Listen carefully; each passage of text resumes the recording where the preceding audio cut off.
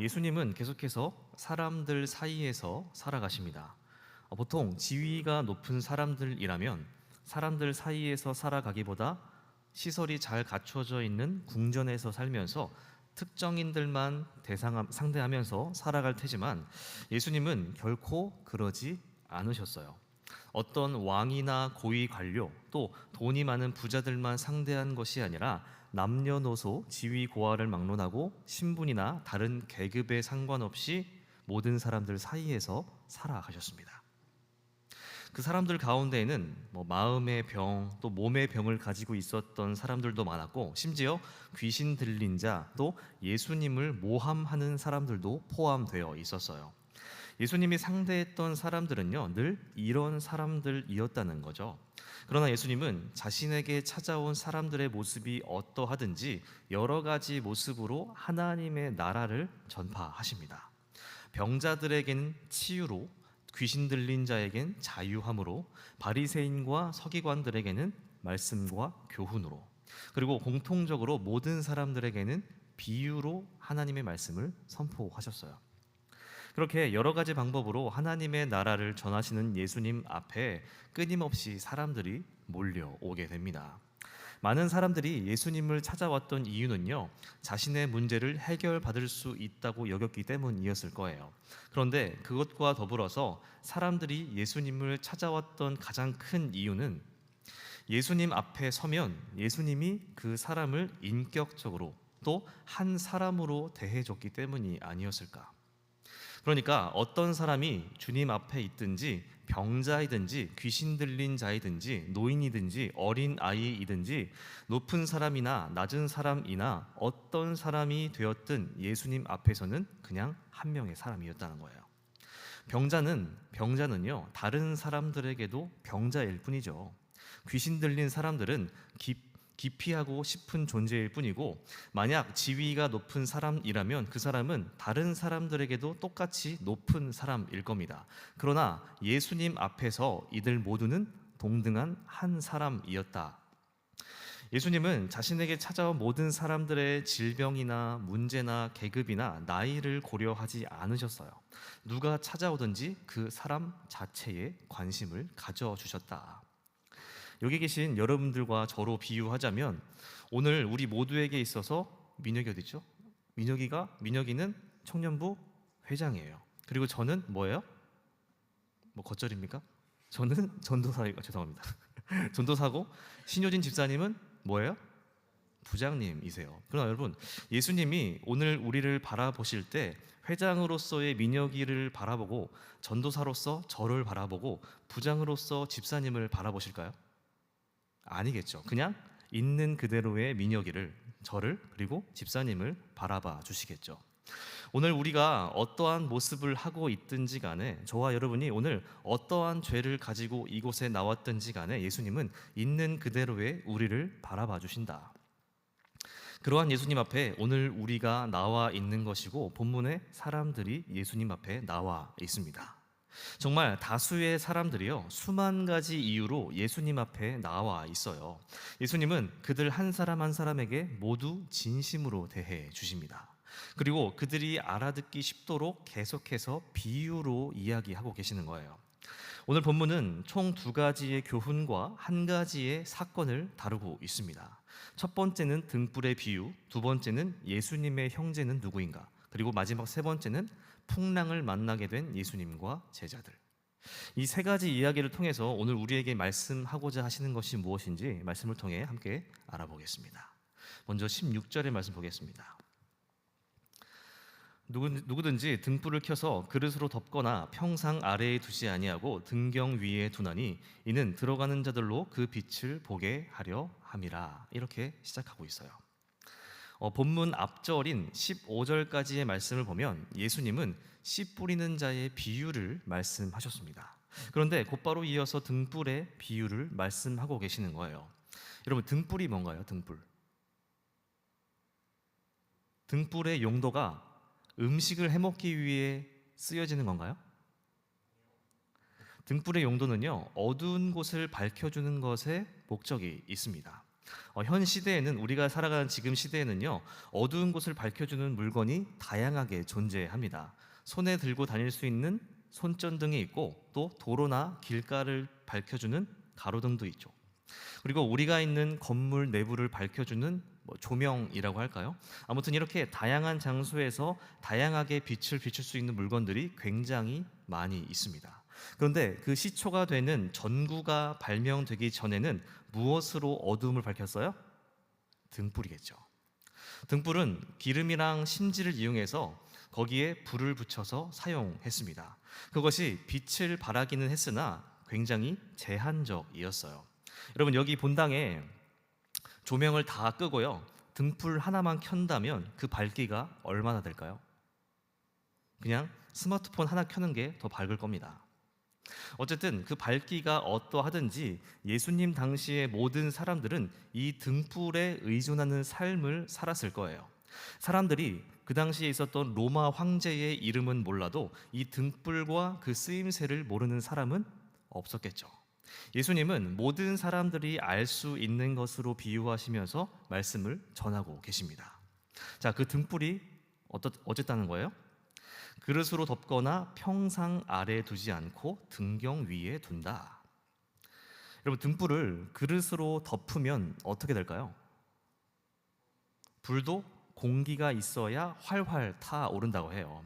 그런데 그릇으로 덮어버리면 공기가 사라져서 불이 꺼져 버리게 되겠죠. 또 등불을 평상 아래에 두면 어떻게 될까요, 여러분? 안 그래도 밝기가 약한데 평상 아래에 있으면 더 약해지겠죠.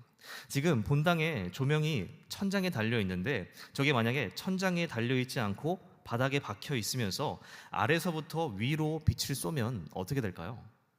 그 밝기가 보다 더 약해지고 그 위를 걸어 다니는 사람들이 눈부셔서 다니기나 하겠습니까? 그러니까 등불도 어디에 두라는 얘기예요, 여러분? 등경 위에 둔다. 여러분, 등경이라는 말이 좀 생소할 수 있으나 그냥 등잔이라고 보면 됩니다. 등불을 올려놓는 받침대. 그런데 여기서 말하는 등경은요, 우리가 알고 있는 등경이라는 좀 차이가 있는 것 같아요.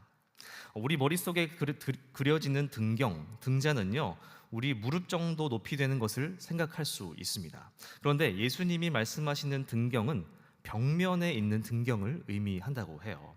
벽면에 있고 그 높이는 우리 가슴이나 머리 정도 위치에 붙어 있었던 거죠.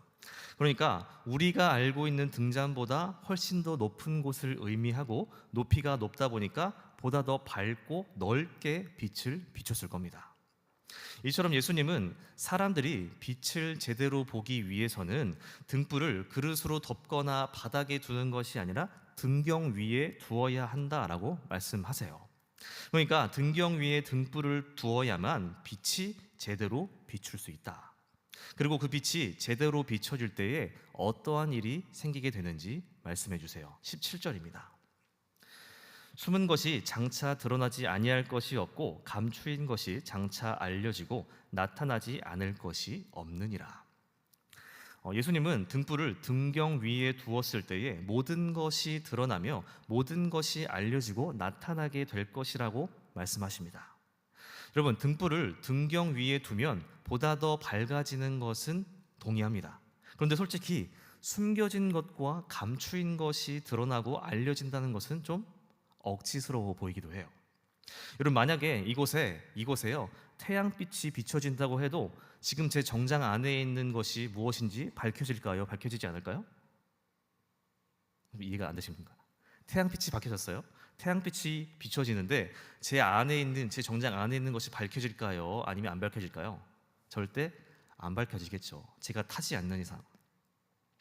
어떤 강하고 밝은 빛이 있다 하더라도 숨겨진 것들은 결코 보여질 수가 없어요. 그런데 예수님은 모든 것이 드러나고 알려지고 나타나게 될 것이다 라고 말씀하시죠. 여러분, 우리가 이것을 어떻게 받아들일 수 있을까요? 저도 오늘 본문을 보면서 한참을 정말 고민했습니다. 도대체 말씀을 읽고 있는데 이해도 안 되고 잘 받아들여지지도 않고, 그래서 이런 해석 저런 해석을 다 찾아보았지만 잘 납득이 되지 않았어요. 그러다가 문득 이런 생각이 들었습니다. 이 등불을 예수님으로 보면 좀 어떨까?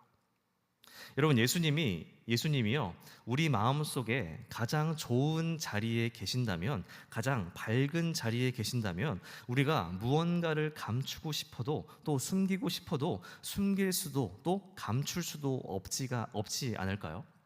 빛 되신 예수님께서 우리의 모든 것을 비추고 계시기 때문에 우리 안에 어둠은 하나도 존재할 수도 없고, 무언가를 숨기고 싶어도 숨길 곳이 하나도 없게 된다. 그러니까 우리의 마음이 예수님의 빛으로 가득하다면, 예수님의 빛이 그릇에 덮여 있거나 평상 아래에 있지 않고 등경 위에 있다면, 우리의 마음속의 어둠은 사라지게 된다는 겁니다. 그럼 여러분, 오늘 우리의 마음속에 예수님은 어디에 있습니까? 예수님의 말씀처럼 등불은 등경 위에 두어야 하지만, 혹여나 우리 안의 등불은요, 우리 안의 예수님은 그릇으로 덮어 놓았다거나 평상 아래 둔 것은 아닌가? 그렇게 두었다가 필요할 때만 잠깐 그릇을 열어서 불을 다시 붙인다거나, 또는 평상 위에 잠시 두었다가 다시 내려놓는 일을 반복하고 있는 것이 아닌가? 여러분, 예수님을 구주로 영접한 사람들의 마음에는요, 분명히 예수님이 함께 하고 계십니다. 그 마음속에 예수님이 분명히 계신다는 거예요. 그런데 우리가 그 마음속에, 우리 마음속에 있는 예수님의 자리를 가장 밝고 가장 좋은 자리에 모시는 것이 아니라 가장 형편없고 가장 별 볼 일 없는 자리에 모시고 있다면, 어둠이 물러가기는커녕 또 감추어진 것이 밝혀지기는커녕 어둠은 더욱 짙어지고 감추어진 것은 더욱 찾기 힘들어질지도 모릅니다. 여러분, 바라기는 저와 여러분들 안에 계신 예수님을요, 가장 좋은 자리, 가장 밝게 빛나는 자리로 모실 수 있게 되기를 바랍니다. 우리 마음속에서 예수님이 가장 빛날 때 비로소 죄가 죄로 보이기 시작하고 선이 선으로 보이기 시작할 겁니다. 그렇지 않으면 우리는 죄를 지으면서도 죄인 줄 모르고 짓게 되고, 선한 것이 무엇인지 분명하게 알지도 못하면서 악을 행하면서 이것이 선이라고 생각하게 될지도 몰라요. 저와 여러분들이 우리 안에 계신 예수님이 어디에 계신지 분명하게 알게 되고, 혹여나 예수님을 아직 가장 좋은 자리로 모시지 못했더라면 예수님께서 더욱 빛나도록 좋은 자리, 등경의 자리로 모셔드릴 수 있는 저와 여러분들 될 수 있기를 바랍니다. 그리고 여러분, 계속해서 보시면요, 예수님을 가장 좋은 자리, 우리의 마음 가운데 가장 좋은 자리로 모시게 될 때에 또 한 가지 우리 안에 생겨나는 변화가 있다는 것을 말씀해 주십니다. 19절, 20절의 말씀을 함께 보겠습니다. 예수의 어머니와 그 동생들이 왔으나 무리로 인하여 가까이 하지 못하니 어떤 이가 알리되 당신의 어머니와 동생들이 당신을 보려고 밖에 서 있나이다. 자, 두 번째 사건이에요. 예수님의 어머니와 동생들이 예수님을 찾아왔다고 합니다. 여기서 좀 잠깐 짚고 넘어갈 것이 있는데, 예수님이 등불 비유를 하시던 중에 가족들이 찾아온 것이 아니에요. 예수님이 등불 비유를 하시던 시기와는 다른 때에 가족들이 찾아왔다는 겁니다. 그러니까 등불 비유와 연결되는 이야기가 아니라는 거예요. 본문을 기록하고 있는 누가는요, 사건을 발생했던 순서대로 기록하고 있는 게 아니라 어떤 특정한 목적을 가지고 사건의 순서에 상관없이 기록하고 있다는 겁니다. 아무튼 어느 날 예수님이 수많은 사람들에게 둘러싸여 계실 때에 가족들이 예수님을 찾아왔다. 가족들이 어떠한 이유로 예수님을 찾아왔는지는 명확하지 않습니다. 다만 추측하자면 어머니와 그의 형제들이 예수님을 구경하기 위해 찾아온 것은 아니고, 예수님을 설득해서 같이 집으로 돌아가기 위해서 찾아온 것으로 추측할 수 있어요. 본문에서 드러나진 않지만 가족들은 한동안 예수님을 만날 수 없어서 예수님을 너무나도 간절하게 만나고 싶어 했던 것 같습니다. 그런데 그러한 가족들이 왔음에도 그들이 예수님을 만날 수 있었다, 없었다? 만날 수 없었다. 아무리 가족이라고 할지라도 사람들이 한 마음으로 길을 열어주지 않는 이상 수많은 인파를 뚫기는 어려웠겠죠. 그런데 예수님께 몸은 가까이 갈 수 없었지만 그들이 왔다는 소식은 예수님께 닿게 됩니다. 20절을 보니까 어떤 사람이 예수님의 가족이 왔다면서 예수님에게 알려주죠. 여러분, 만약에 여러분이 예수님이었다면 어떻게 했을 것 같습니까? 가족이니까 직접 다시 찾아가서 데려왔거나 또 누군가에게 부탁해서 가장 앞으로 모셔오지 않았을까요? 어떤 가수가 공연장에서 처음으로 콘서트를 연다고 생각해 보세요. 그가 가장 먼저 가장 앞자리에 초대하는 사람이 누굴까요? 사랑하는 사람, 가족들이겠죠. 가장 먼저 그의 가족들을 가장 가깝고 좋은 자리에 앉게 해줄 겁니다. 근데 여러분, 예수님은 어떻게 하셨을까요? 21절입니다. 예수께서 대답하여 이르시되 내 어머니와 내 동생들은 곧 하나님의 말씀을 듣고 행하는 이 사람들이라 하시니라. 본문은 예수님의 가족들이 예수님을 만나게 되었는지 밝히지 않아요. 다만 예수님이 어떠한 말씀을 하셨는가에 초점을 맞추어 기록하고 있습니다. 예수님은 찾아온 가족들에 대해서 다른 어떤 말을 언급하시는 것이 아니라 하나님의 말씀을 듣고 행하는 자들 모두가 어머니이고 형제다라고 말씀하셨다는 거죠. 언뜻 보면 예수님이 어머니와 형제들을 패싱하고 무한하게 만들면서까지 하나님의 말씀을 가르치시는 것처럼 보여지기도 해요. 그러나 예수님의 의도는 그런 것이 아니라 말씀을 듣고 행하는 자들이 얼마나 중요하고 귀한 사람들인지를 알려주고 계시는 겁니다. 결국 말씀을 마음에 품고 행하는 사람들은 하나님 안에서 한 가족이 될 수 있다라는 거예요. 말씀을 마음에 품기 전까지는 그냥 옆 사람, 이웃, 그냥 인사 정도만 하는 사람에 지나지 않았지만 하나님의 말씀을 듣고 품고 행하게 될 때 형제가 되고 자매가 되고 한 가족이 될 수 있다. 여러분, 예수님의 이 말씀은요, 누가복음의 수신자였던 이방인들에게 큰 위로가 되지 않았을까요? 당시 유대인들은 이방인들을 개와 같이 여겼다고 합니다. 그래서 결코 상종하지 않았어요.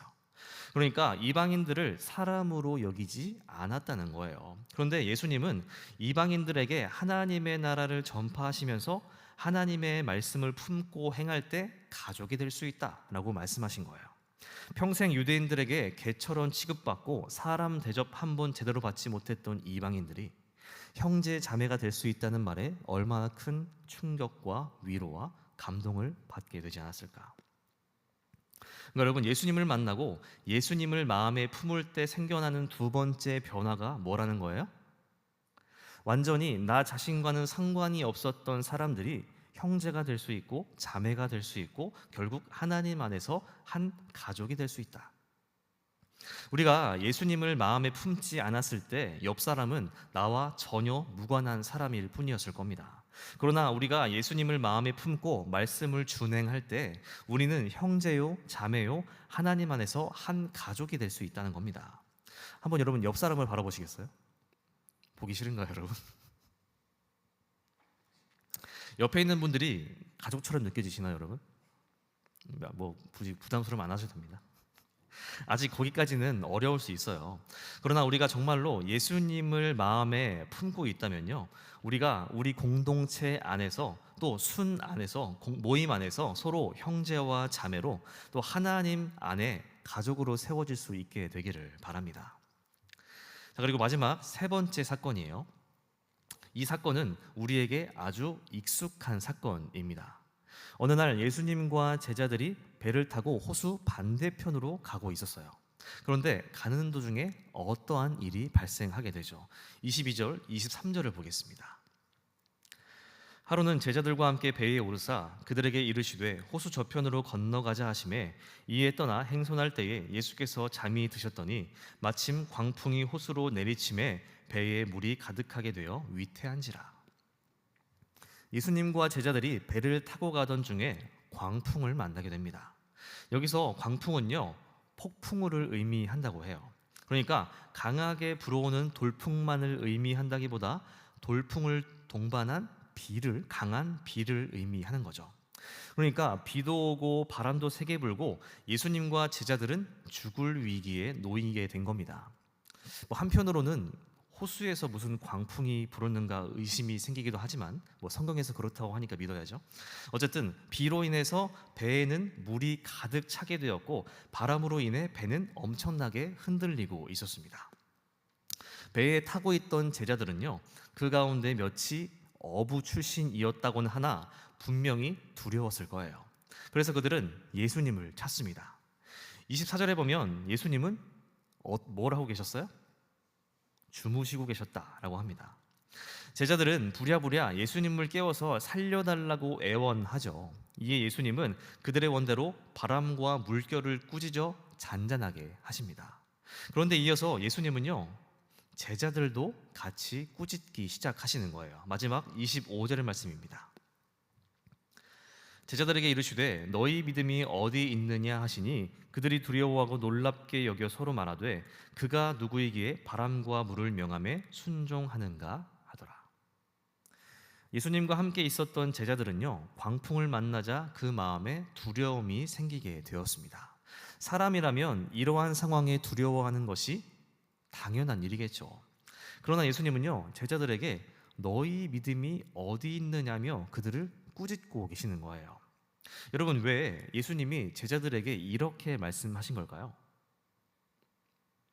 제자들의 문제가 무엇일까? 제자들의 문제는요, 본문에 등장하고 있는 제자들의 문제는 예수님과 함께 있었으나 예수님이 함께 하지 않는 것처럼 행동했다는 데 있습니다. 여러분, 예수님은요, 분명히 제자들과 함께 계셨어요. 그런데 제자들은 눈앞에 보이는 상황에 두려워합니다. 24절에 보면 예수님이 주무시고 계셨다라고 기록하고 있는데 이것은 어쩌면 제자들의 영적 상태를 드러내는 것일지도 몰라요. 예수님이 제자들과 함께 계시기는 하셨으나 아직 그들에게 예수님은 구석 어딘가에서 자는 사람일 뿐이었지 않았나. 여러분, 우리는 우리에게 있는 가장 중요한 것을 가장 중요한 자리에 두기 마련입니다. 만약 가장 값나가는 물건이 있다면 가장 보안이 잘 되는 곳에 모셔두겠죠. 그리고 또 볼 때마다 나를 기쁘게 하는 것이 있다면 가장 잘 보이는 곳에 위치해 둘 겁니다. 그러나 우리는 우리에게 가장 중요한 예수님을 어디에 모셔두고 있습니까? 내가 귀하게 여기는 모든 것들은 좋은 곳에, 가장 눈에 띄기 좋은 밝은 곳에 두지만 예수님은 우리 마음 어딘가 깊은 어두운 곳 또는 구석 어딘가에 자는 사람처럼 모셔놓고 있는 것이 아닌가. 여러분, 오늘 본문은 우리에게 예수님을 우리 마음 중심, 가장 밝은 곳, 가장 중요한 자리에 모셔두어야 한다고 말하고 있는 것이 아닐까요? 오늘 저와 여러분들은 예수님을 어느 자리에 모시며 살아가고 계십니까? 여러분, 정말로 예수님을 우리 마음의 가장 좋은 곳, 또 가장 밝은 곳에 모셔두고 있다면 우리의 삶에 변화가 있어야 합니다. 죄가 무엇인지 또 선이 무엇인지 분별할 수 있게 되고, 또 나와 아무런 상관이 없다고 생각한 사람들이 형제 자매가 되어질 수 있다는 거예요. 또 심지어 예수님께서 광풍을 물리치신 것처럼 우리에게 다가오는 고난을 이겨낼 힘을 얻게 된다. 한 번 더 물어보겠습니다. 여러분, 오늘 여러분들의 마음속에 예수님은 어디에 계십니까? 혹여나 평소에 그릇으로 덮어놓고 필요할 때마다 꺼내든지 또는 평상 아래 두고 있었다면 이제는 예수님께 가장 좋은, 우리 마음 가운데 예수님께 가장 밝은 자리를 내어둘 수 있으면 얼마나 좋을까요? 그렇게 지금 우리 마음속에 가장 중요한 자리에 있는 그것을 내려놓고 그 자리를 예수님으로 채울 수 있다면 오늘 우리의 삶이 좀 달라질 수 있지 않을까요? 여러분, 이번 한 주 우리가 선과 악을 분별하여 악이 아닌 선으로 삶을 채워가고 하나님 안에 형제자매 한 가족이 되어갈 수 있는 저와 여러분들 될 수 있기를 바랍니다. 그러한 모습으로 한 주를 살아내면서 삶 가운데 승리하는 여러분 모두 될 수 있기를 바랍니다. 함께 찬양하며 기도하겠습니다.